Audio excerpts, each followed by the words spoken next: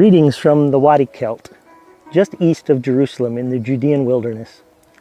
This week in our reading cycle, we're going to start into some of the most beloved and exalted poems in the entire Psalter, chapters that have been dear to Jews and Christians for millennia. Psalm 120 to 134 are known as the Psalms of Ascent.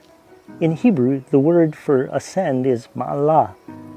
And in the scriptures, it can refer to both a physical ascent or spiritual. And it involves individual as well as corporate practice. I know for most of us, when we read these Psalms of Ascent, our hearts are lifted up closer to the Lord. And in biblical times, the Jewish people sang them corporately for much the same reason when they needed encouragement. 3 times a year for the pilgrim festivals, they would make the long journey to worship God in the place that He chose, Jerusalem. The tribes in the far north of the land, in the Galilee, faced a long and arduous journey. No matter what route they took, it would take between 3 and 5 days to reach Jerusalem by foot. In order to keep up their resolve on the long journey and to build the anticipation of being in the Lord's house again to worship Him, they would sing these Psalms of Ascent together all along the journey. Most often, they chose to travel down the Jordan River Valley to Jericho and make this long ascent up to Jerusalem.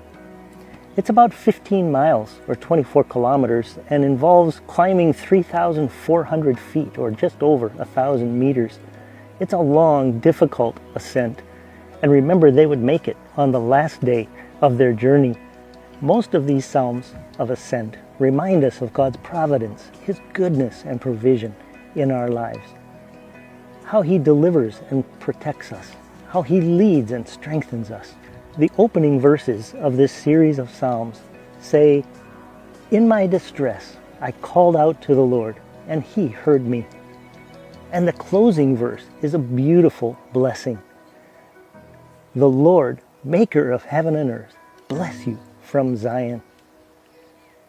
Throughout these Psalms, we're reminded to humble ourselves, to rest in the Lord and put our hope in Him. Psalm 131 focuses especially on these themes, and it ends with a wonderful word for all of us this week.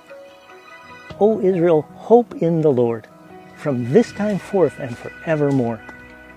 As you read the Psalms of Ascent this week, I encourage you to renew your commitment to God, rely on Him alone for whatever you're facing in life, and be glad in Him.